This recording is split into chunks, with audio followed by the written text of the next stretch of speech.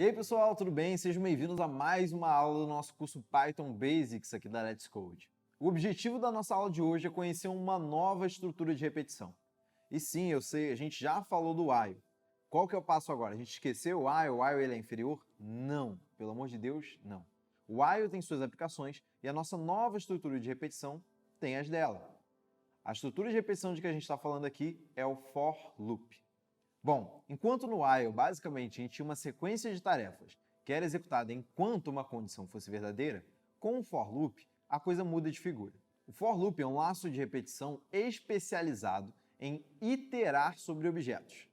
Iterar eu sei que pode parecer uma palavra meio esquisita, mas basicamente significa navegar por um objeto que seja passível de navegação. Na maioria dos casos, a gente vai estar falando de uma estrutura de dados, uma tupla, uma lista ou um dicionário. É claro, o for loop também aceita aqueles comandos de parada que a gente viu no while, como o break, ou até para pular para o próximo loop, como o continue. Então, resumindo aqui, o for loop a gente vai utilizar em basicamente dois momentos. Você tem um objeto iterável, uma estrutura de dados, por exemplo, que você precisa navegar por cada um dos seus elementos. Uma segunda aplicação comum do for loop é quando você tem uma sequência de tarefas que tem que ser repetidas um número pré-definido de vezes, ou seja, você já sabe quantas vezes aquela tarefa precisa ser repetida. Agora, para a gente sair desse campo imaginário, vamos dar uma olhada no Python para ver como implementar um for loop. Bom, já que a gente falou que o for é especializado em iterar sobre estruturas de dados, eu vou criar uma lista que eu vou chamar de nomes cidades, com os valores São Paulo, Londres, Tóquio e, por fim, Paris.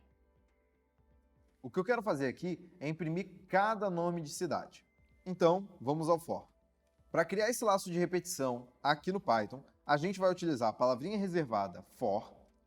Logo em seguida, a gente precisa definir um nome para alguma variável que vai representar cada um dos elementos da minha lista. Nesse caso, nada mais justo do que eu chamar de nome. Após, a gente vai utilizar aquele operador que a gente já conhece, que é o in. Então, for, nome, in e a nossa estrutura de dados, que é nome, cidade. Como a gente está abrindo um novo bloco de código, dois pontos, enter e, pelo amor de Deus, vigiem a tabulação. Bom, se é verdade que nome é representativo já de cada um desses elementos, para imprimir esses valores, basta fazer print nome. Executando isso daqui, tá lá, São Paulo, Londres, Tóquio e Paris. Só para título de comparação, vamos dar uma olhada na tela como que fica esse mesmo exemplo utilizando o while. Para utilizar o while, eu precisaria primeiro de uma variável contador, começando em 0, que é a primeira posição da minha lista, a minha lista, claro, declarada aqui, e o meu while loop. Então, enquanto contador for menor que o tamanho da minha estrutura de dados, eu vou printar a minha estrutura de dados na posição contador e incrementar essa variável. Se a gente executar, de fato, ele funciona exatamente do mesmo jeito. No entanto, a gente tem muito mais linhas de código do que utilizando for. Mas, por favor, não pensem por essa comparação que você vai abandonar o while. No while, por exemplo, você pode combinar diversas condições e ele é mais livre. O for ele é mais engessado. Quando o objetivo for iteração de objetos, de fato, o mais recomendado é o for. Mas, se for um caso diferente, utilize o while. É claro, o last for não trabalha somente com listas. A gente pode repetir esse mesmo exemplo utilizando uma tupla. Então, basicamente, eu vou copiar esse exemplo aqui, colar aqui embaixo, mas agora não vou utilizar mais uma lista, e sim uma tupla. Executando isso daqui, o resultado é exatamente o mesmo.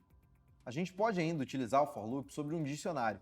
No entanto, ele vai trabalhar de maneira um pouquinho diferente. Vamos imaginar, por exemplo, que eu tenho um dicionário cidade com os dados nome, São Paulo, estado, também São Paulo, e, por fim, a população em milhões de pessoas, com o valor 12,2.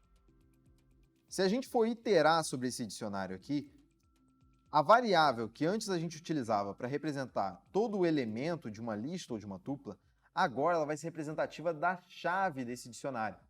Então eu vou fazer for chave in cidade.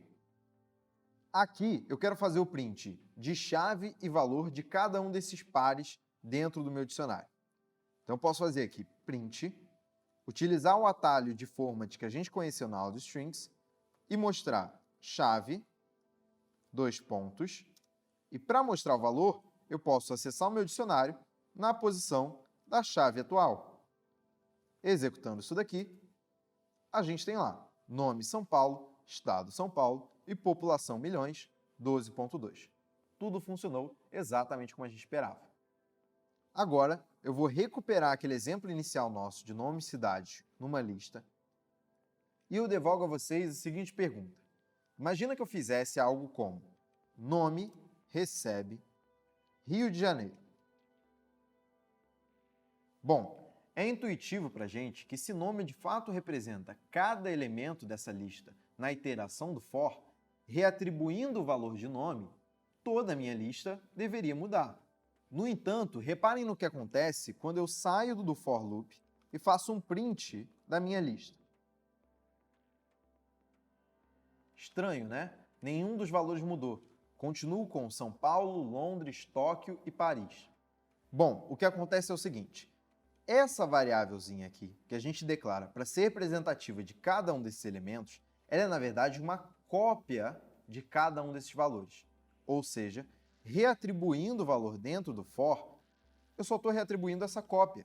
Não estou mexendo diretamente na lista. No entanto, se eu de fato precisar alterar valores da lista, eu posso fazer isso referenciando diretamente cada elemento. Ou seja, eu preciso referenciá-los pela sua posição. Bom, a gente também consegue utilizar o for para esse tipo de aplicação. No entanto, a gente vai precisar do auxílio de uma funçãozinha aqui do Python, que é a função range. Essa função, ela cria um objeto que é como uma lista que contém elementos de 0 até um limitante que a gente vai passar para essa função, menos 1. Ou seja, ela dá exatamente os elementos que a gente precisa para referenciar cada uma das posições da lista, se, como limitante, a gente passar o tamanho dessa lista. Então, para isso que a gente vai fazer é for, e dessa vez a minha variável ela vai ser representativa da posição. Então não faz mais sentido dar o nome de nome para ela. Então vou chamar de posição in range. E para recuperar o tamanho de uma lista, a gente já sabe como que é, len, e nesse caso, passando aqui, nome e cidade. Dois pontos. E primeiro eu quero só fazer um print da posição para você ver a evolução desses valores. Então a gente tem lá 0, 1, 2 e 3 da nossa lista de 4 elementos, ou seja, exatamente as posições que a gente precisava. Então se agora eu trocar esse código aqui por nomes cidades, na posição recebe Rio de Janeiro,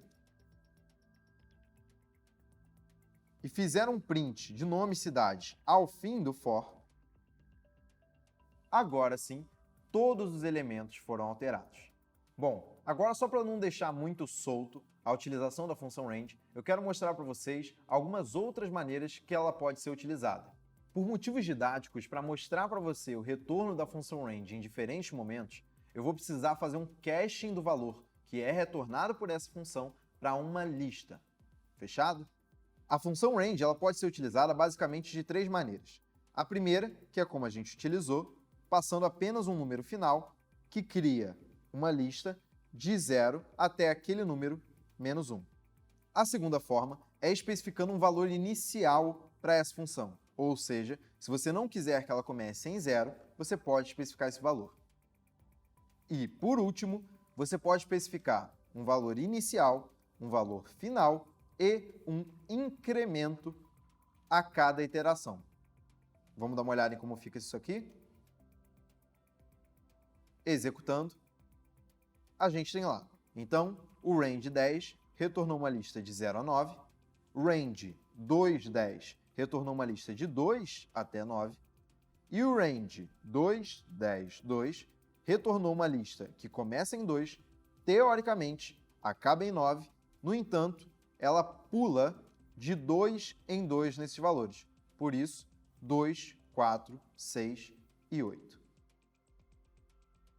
Bom, pessoal, isso era tudo que a gente tinha para conversar sobre o for loop. Muito importante, façam os exercícios dessa aula aqui e mais, façam seus testes. Tentem implementar, por exemplo, o break, o contínuo por conta própria. E lembre-se, caso você tenha alguma dúvida, você sempre pode recorrer ao plantão de dúvidas aqui da nossa plataforma. Fechado? Um abraço e eu vejo vocês no próximo vídeo.